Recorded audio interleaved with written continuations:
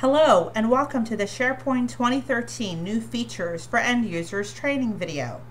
The first part of this presentation will cover the SharePoint 2013 Foundation. The second part will cover new features in SharePoint 2013. If you already have SharePoint experience and would like to see just the new features alone, please click on Show More below this video to skip to the second part.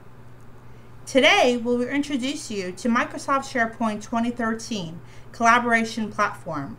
This platform was created by Microsoft to establish strong collaboration practices among users in small, medium, large corporations and government institutions such as HRSA.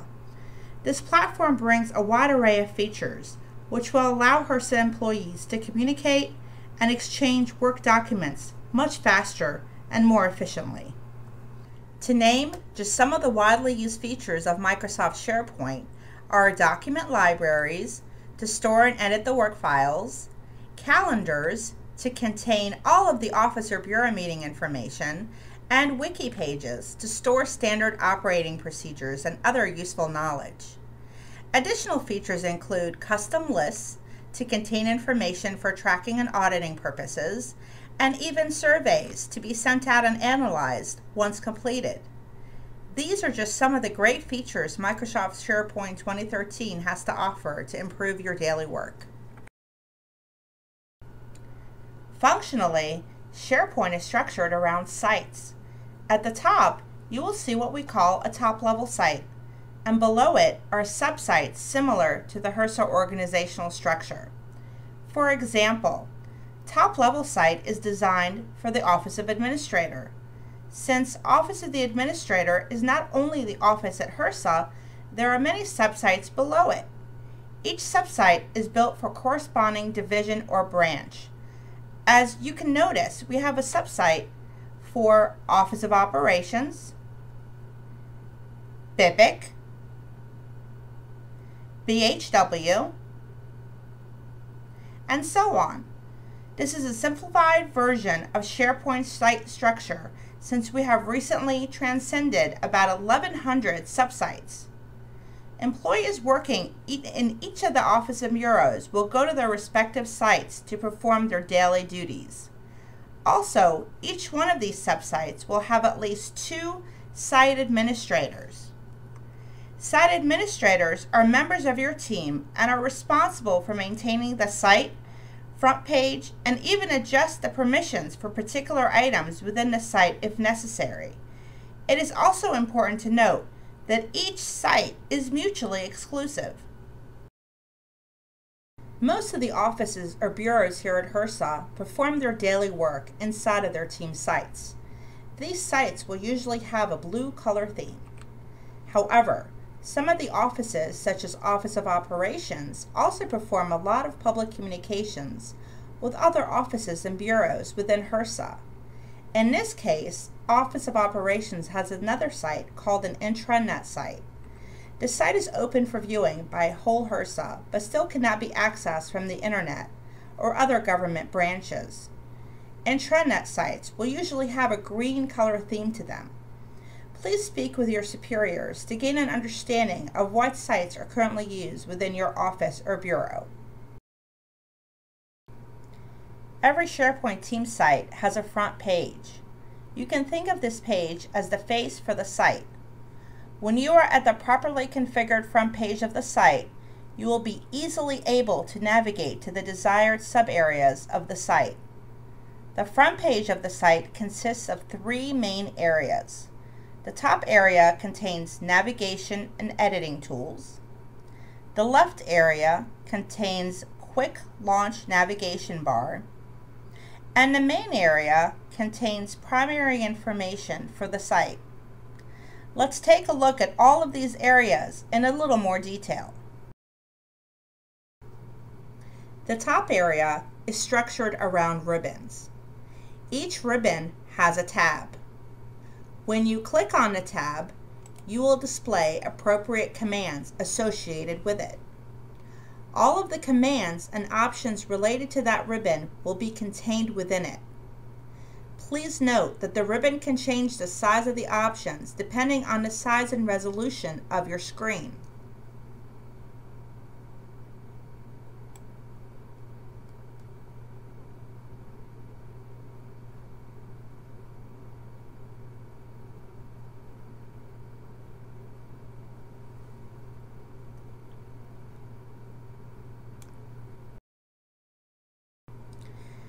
Some of the ribbons are contextual, which means they will appear when you are located in the appropriate area suitable for them. For example, if I go to the document library here, Files and Library tabs appear respectively. But when I navigate to the front page, these tabs disappear since I'm no longer located in a document library area. Speaking of navigating, in the Browse tab, you will locate a breadcrumb trail. This trail allows you to see where you're currently located and will allow you to navigate back to the home page of the site. For example, right now it tells me that I'm located in the site called Training. However, when I click on the document library, now it tells me that I'm located in Shared Documents Library. If I click on the HRSA logo, I will go back to the main page of the site. There is another tool that will help you navigate the SharePoint sites. It's called Navigate Up function, and it looks like a folder with an arrow pointing up. When you click it, you will see a hierarchy similar to a folder and subfolder structure. Clicking on any level in this structure will bring you to it. Navigate Up is always in the same location regardless of which ribbon you have selected. In addition to using Navigate Up feature, you will be able to search a SharePoint site. Just simply click the search area and type the name of the object you're looking for. For example, if I type the word welcome and click on the magnifying glass, SharePoint will provide you with a list of results. When you hover over a specific result, a preview pane will appear showing it to you. Also, the text below the name will give you an idea of the context where it found the search word. This way, you may identify if the result is what you're looking for without having to click on it. On the left side, you will be able to narrow the search by the result type, author, and even by the modified date by clicking on a specific column or adjusting the slider below.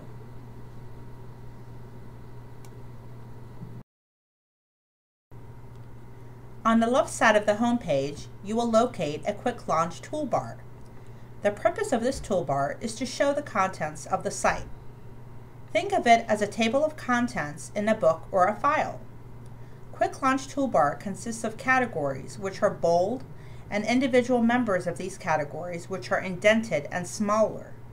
In SharePoint 2013, now you can scroll the Quick Launch toolbar independently from the rest of the page. Please note that the contents of the Quick Launch toolbar are controlled and adjusted by your SharePoint site administrators.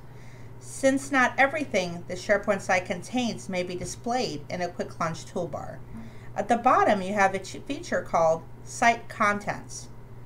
If you click on it, you will see the full contents of the site with the exception of areas you are not allowed to see due to the permission settings. By hovering over individual items and clicking on the ellipses, you can find more about them. Your Recycle feature is now located at the right top corner of Site Contents page, with the current number of deleted items and at the bottom of the Quick Launch toolbar.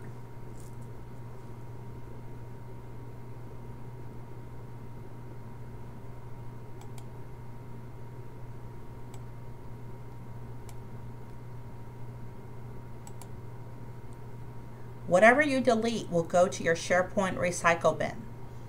Please note that the items deleted and placed in the recycle bin will be there only for 30 days. After that, they will automatically be deleted. If you wish to restore the items after they have purged from your recycle bin, you will need to put in a ticket through the NIH portal. To restore an item before the 30-day expiration mark, simply check mark to the left and click Restore Selection option.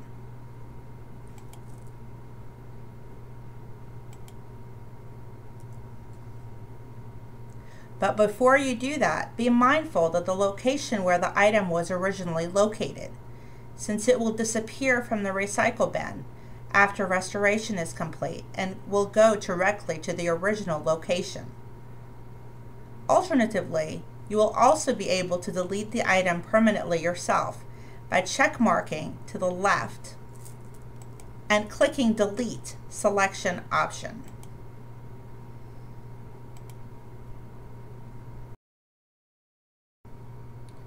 The main section of the front page is usually the most diverse, since it is the most changeable. It consists of 3 types of items. First is the text. Your SharePoint site administrator can put in a welcome text on the top, middle, or bottom of the page if necessary. The text is used for many purposes, such as a welcome message or identification of additional front page items. The second item is a picture. The picture you see here is the default, but it can be changed.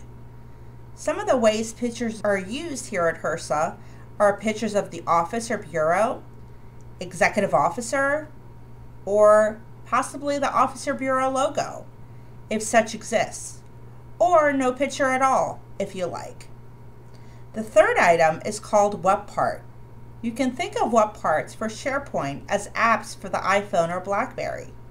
They are little pieces of software which enhance the look and functionality of the front page and are individually adjustable. For example, here is a web part of Shared Documents Library. Many people may think that it is the library itself, but it is a web part displaying the contents of the library on the front page for your convenience. I can open, edit, and delete the files in the library through this web part, or even add new files. Since these web parts can be moved, added, and deleted by a site administrator, the center of the front page may differ drastically from one site to another. Your SharePoint site administrators are your first line of support when it comes to any SharePoint-related questions. However, if your SharePoint site administrator is not available, you can submit an OIT Help Desk ticket.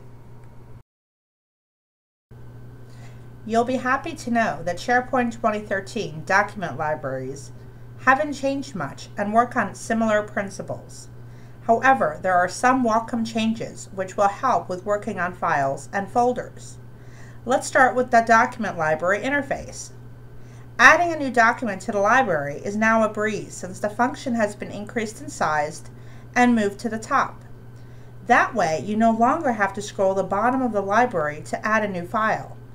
Clicking on the document button will now give you the option to create a Word, Excel, PowerPoint, or OneNote file directly. You no longer have to open your MS Office application directly, save the file to your computer, and then upload it to SharePoint. On the other hand, if the file already exists, you can easily upload it via Upload Existing File function. The process of uploading the file hasn't changed, with only one exception. The feature to upload multiple files has been removed and replaced with Upload Files using Windows Explorer function. If your document library has a check-in, check-out feature enabled, then you will have to check in the files before the upload process can be complete. SharePoint 2013 introduced another great new feature, which allows you to drag and drop files directly into SharePoint 2013 window. Let's say you have a file on a share drive and would like to upload it to the SharePoint using the drag and drop feature. Simply open Windows Explorer and navigate to the desired file. Then, drag and drop it right into the SharePoint window. You will notice when you drag the file, the window will say Drop Here. Release the mouse button when you see this message and the file will be uploaded to SharePoint. Please note, if you have a check-in, check-out feature enabled, the file will be uploaded in a checked out state. To check in the file, click on the ellipsis tool to the right of the file, then click on the other ellipsis tool, and then choose Check In. Fill out any applicable comments.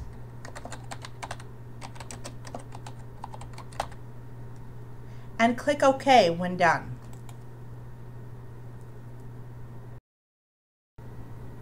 You can alternatively work with files and folders using ribbons. When you are inside of the document library, you will see Files and Library ribbons appear on the top. Simply click on the appropriate tab to invoke any desired command.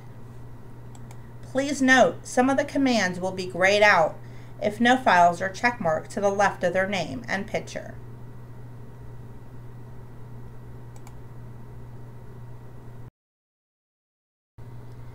Another major advancement in SharePoint 2013 is the ability to drag and drop the files directly in the window without having to use Windows Explorer.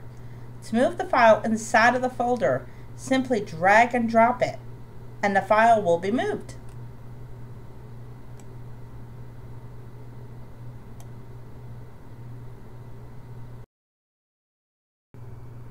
There are new interesting features for editing files in SharePoint 2013. Simply click on the name of the file to start editing. This will bring up the preview of the file. At this stage, you can review the file without editing it. You can print and even copy the information from it if you would like. To continue the editing the file, click on Edit Document, Edit in Word. This will open a file in your local application. Click on the Checkout button at the top. Make all the necessary changes to the file.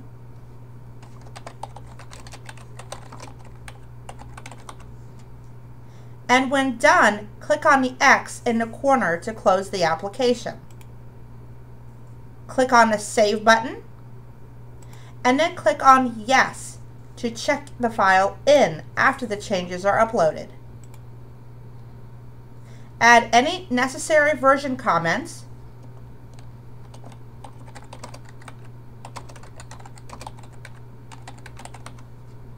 and click OK when done. Please note, the check-in and version window will appear only if those features are turned on for the document library by your local SharePoint site administrator. Calendar is one of the intricate parts of SharePoint 2013. It allows you to post and check on what is happening around your office or bureau. It can even connect to your Microsoft Outlook to show its schedule there. Let's take a look at the interface. Even though the coloring scheme has changed a little, main features and principles stayed the same. You can even preview the calendar in daily, weekly, or monthly view by clicking on the Calendar tab.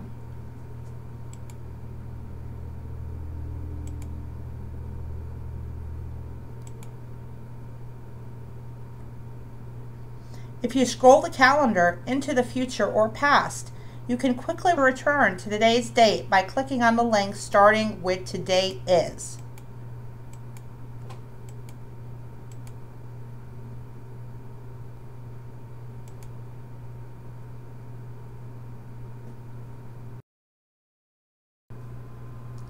On the left, you will be allowed to have calendar overlays. Overlays allow you to preview appointments from different calendars on SharePoint in a single unified calendar. That way, you will be able to notice if there are any conflicts between appointments in different calendars. To add an appointment, simply hover over the date or time slot and click on the Add button. Fill out all the necessary information.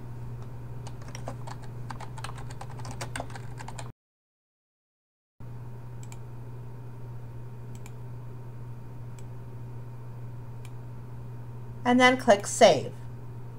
To edit or delete an appointment, simply click on its name and choose Edit Item or Delete Item from the View ribbon.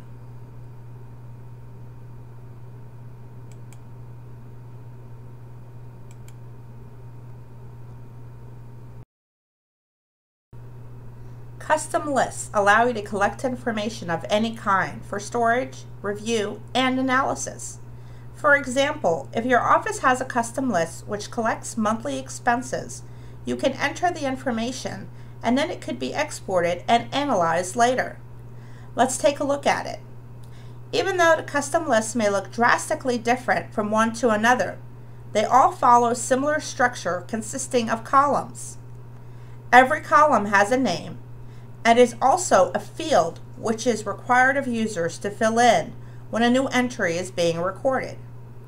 For example, our list has a first name, last name, and expense amount column.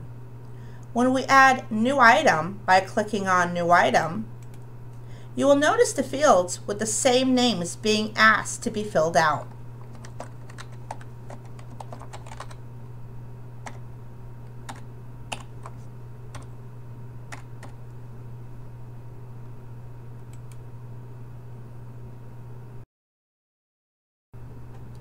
To edit or delete an entry, simply press on the ellipsis to the right of the name and choose Edit Item or Delete Item.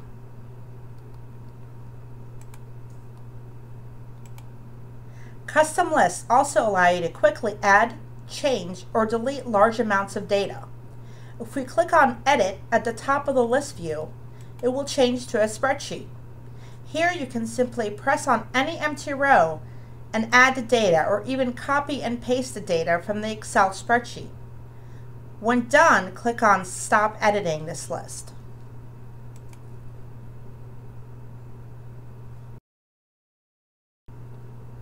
This concludes our SharePoint 2013 New Features for End Users video. Please keep checking the LMS training schedule to see when new SharePoint 2013 instructor-led classes will be offered. Also, by following the link below, you can request for additional assistance. Thank you for watching, and please don't hesitate to contact us if you have any questions or comments.